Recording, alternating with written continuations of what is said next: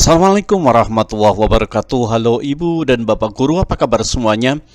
Mudah-mudahan kita senantiasa diberikan kesehatan oleh Allah subhanahu wa ta'ala. Ibu dan bapak guru kembali bertemu dengan channel media edukasi dan dakwah, sebuah channel yang menyajikan tentang tips, trik, tutorial, dan informasi tentang pendidikan. Bapak ibu sekalian, pada kesempatan video kali ini kembali media edukasi dan dakwah ingin berbagi informasi dengan bapak ibu sekalian. Yang pada kesempatan kali ini yaitu breaking news Presiden Prabowo, kabar gembira untuk semua guru hari ini. Silakan simak dan tonton video ini, dan jika video ini bermanfaat untuk ibu dan bapak sekalian, mohon dukungannya dengan cara menekan tombol subscribe, like, share, dan komen.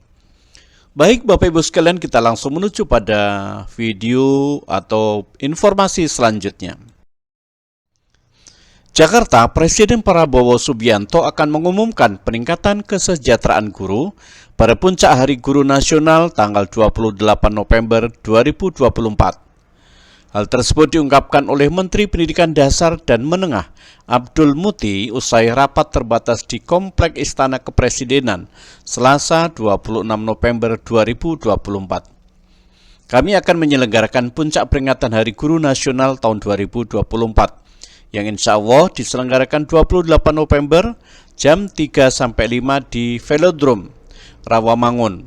Tadi kami sudah sampaikan kesediaan Bapak Presiden dapat membuka dan memberikan pengarahan dalam memberikan puncak Hari Guru Nasional tahun 2024 dengan tema Guru Hebat Indonesia Kuat, ucap Abdul Muti. Yang dalam acara tersebut nanti akan disampaikan peningkatan kesejahteraan guru non-ASN sebesar 2 juta dan peningkatan gaji guru ASN sebesar 1 kali gaji pokok yang mereka miliki. Nanti akan disampaikan pada saat puncak peringatan Hari Guru, kata Abdul Muti. Abdul Muti lebih lanjut menekankan guru non-ASN yang mendapatkan tambahan 2 juta adalah yang memiliki sertifikasi. Jadi yang guru non-ASN honorer itu dengan dapat sertifikasi maka pendapatan dia akan menjadi 2 juta. Itu di luar gaji di sekolah asalnya ya. Jadi dia akan sudah punya gaji di sekolah asalnya itu, yang gaji itu bervariasi menurut kemampuan sekolah. Tapi dengan dia sertifikasi maka dia dapat tunjangan sertifikasi sebesar 2 juta, kata Abdul Muti. Sementara guru yang sudah berstatus ASN akan mendapatkan tambahan 1 kali gaji pokok sesuai dengan kepangkatan. Gaji pokoknya sesuai dengan gaji pokok dia 1 kali gaji pokok, yang gaji pokok itu tentu berbeda sesuai dengan kepangkatan dan sebagainya, ucap Abdul Muti. Selanjutnya simak pernyataan Menteri Pendidikan Dasar dan Menengah Profesor Abdul Muti berikut ini. Ya baik, terima kasih rekan-rekan wartawan. Kami sampaikan bahwa tadi baru saja saya diterima oleh Bapak Presiden. Kami menyampaikan beberapa hal yang berkait dengan kebijakan Kementerian Pendidikan Dasar dan Menengah dan juga beberapa kegiatan yang kami akan laksanakan dalam waktu dekat. Yang pertama, kami akan menyelenggarakan puncak peringatan Hari Guru Nasional 2024 yang insya Allah diselenggarakan tanggal 28 November jam 3 sampai jam 5 di Velodrome Rawamangun. Dan kami tadi menyampaikan kesediaan Bapak Presiden untuk dapat membuka dan memberikan pengarahan dalam acara puncak Hari Guru Nasional 2024 dengan tema Guru Hebat Indonesia Kuat. Yang dalam acara tersebut nanti akan disampaikan peningkatan kesejahteraan guru non-ASN sebesar 2 juta rupiah dan peningkatan untuk gaji guru ASN sebesar gaji pokok yang mereka miliki. Nanti akan disampaikan pada saat puncak peringatan Hari Guru.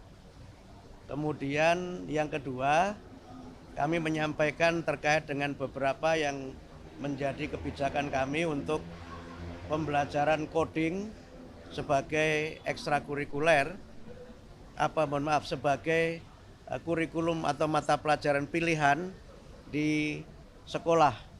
Yang dimulai dari sekolah dasar, mungkin nanti kita akan kaji apakah mulai dari kelas 4 atau seterusnya.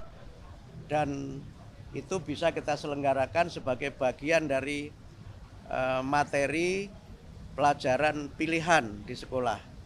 Dan Pak Presiden sangat mendukung untuk pembelajaran coding di sekolah. Kemudian yang ketiga, ini yang mungkin sangat ditunggu oleh teman-teman wartawan terkait dengan PPDB zonasi. Tadi kami bahas secara khusus dengan Bapak Presiden. Kami menyampaikan hasil-hasil kajian yang sudah kami lakukan dengan para kepala dinas pendidikan di seluruh Indonesia beberapa waktu yang lalu, dan juga kajian para pakar dan juga audiensi kami dengan beberapa stakeholder penyelenggara pendidikan.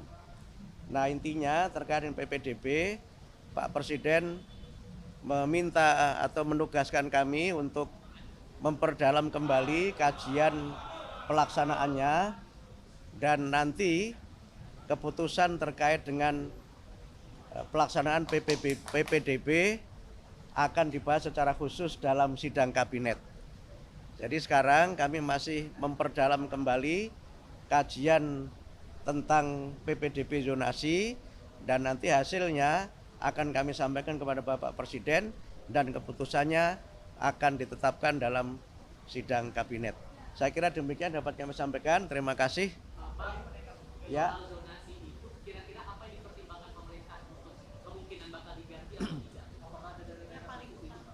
Jadi begini, zonasi itu kan filosofinya ada 4 ya. Yang pertama, zonasi itu kan filosofinya pendidikan bermutu untuk semua. Yang kedua adalah inklusi sosial. Yang ketiga, integrasi sosial. Yang keempat, kohesivitas sosial. Ini semangat dari zonasi itu. Sehingga mereka, anak-anak ini bisa belajar di sekolah-sekolah yang dekat dengan rumahnya.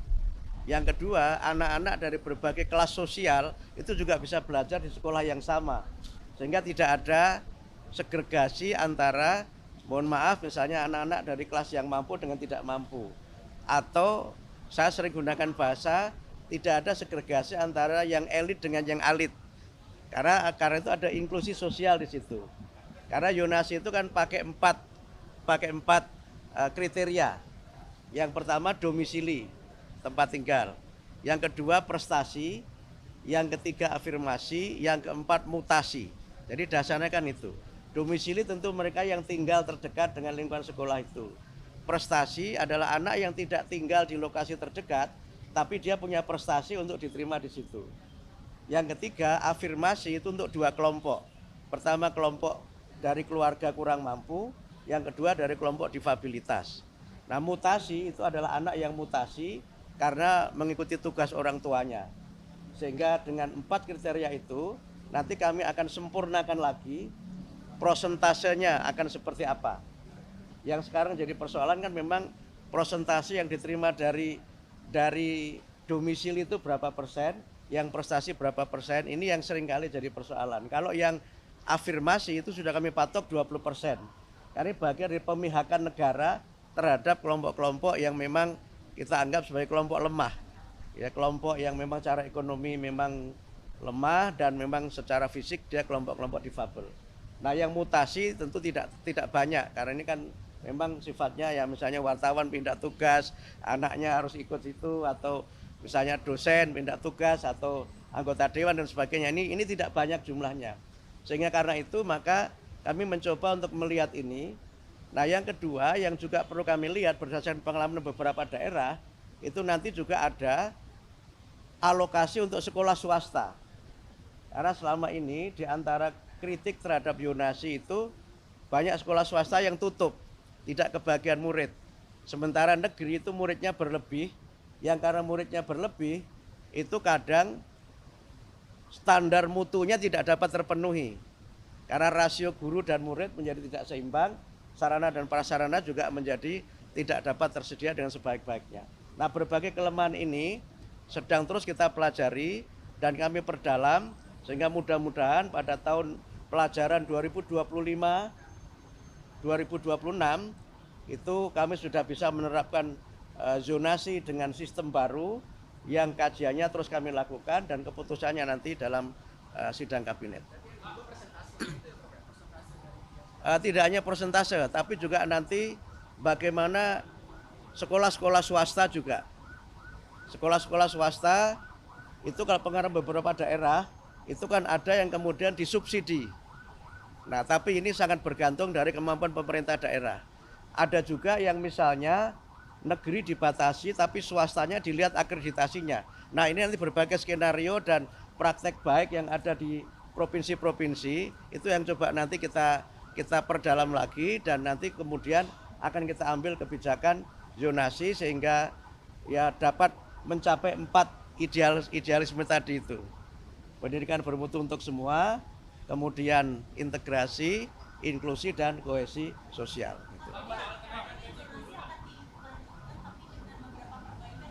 Menunggu sidang. Kami belum bisa mengambil keputusan karena keputusan nanti tidak ada pada kami tapi pada sidang kabinet dipimpin Pak Presiden.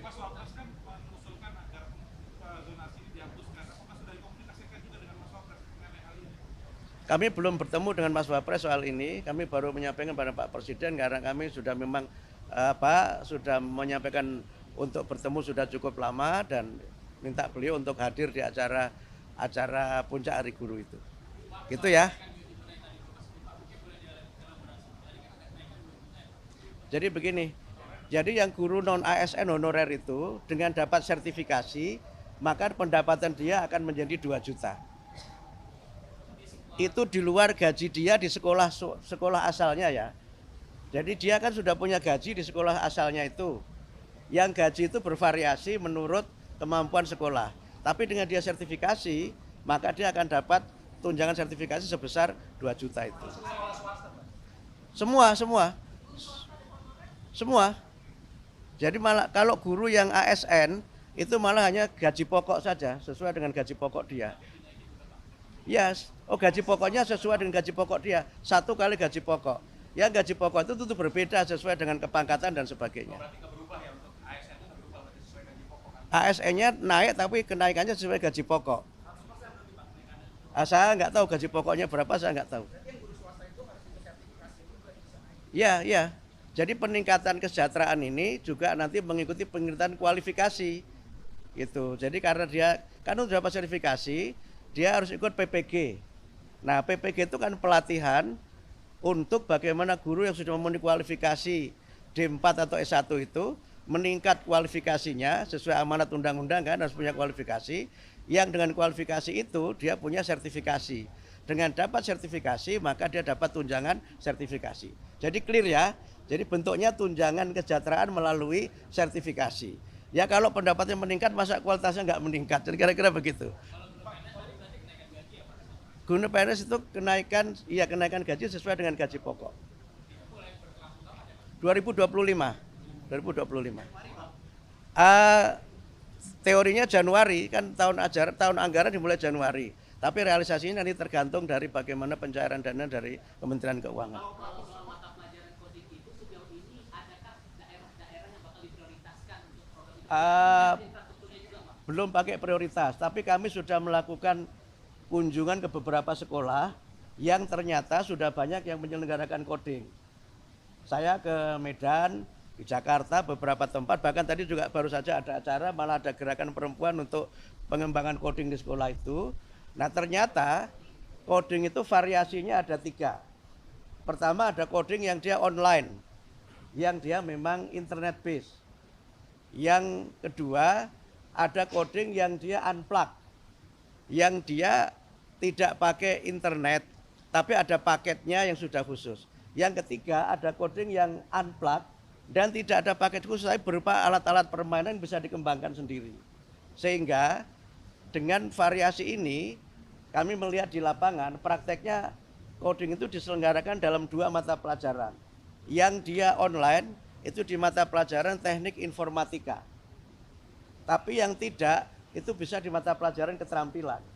Sehingga dia bisa saja coding ini tidak menambah mata pelajaran, hanya merubah isi mata pelajaran yang sudah ada.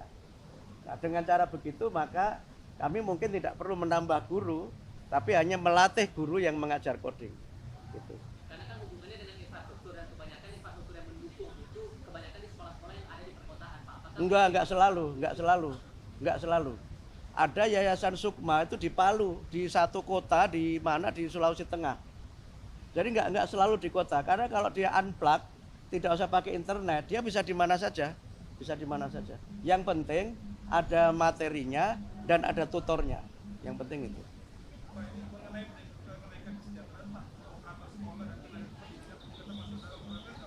Itu belum yang termasuk yang nanti, tapi kami usulkan itu untuk mudah-mudahan bisa diakomodir dari usulan kami untuk peningkatan tambahan anggaran di kementerian. Tapi yang sekarang disetujui DPR, yang sudah diketok beberapa waktu yang lalu, itu belum termasuk itu. Tapi termasuk kami usulkan untuk tambahan anggaran yang mudah-mudahan nanti bisa disetujui oleh DPR. Belum. Yang di Kemenak belum. Kami sudah ketemu dengan Menteri Agama, tetapi untuk yang Kemenak itu belum karena belum masuk kuota di tahun 2025 ini. Jadi yang 606 guru itu semuanya guru yang mengajar di sekolah. Yang untuk Kemenak nanti kami hitung lagi dan kami matangkan lagi karena ini menyangkut skema anggaran lintas kementerian. Gitu ya.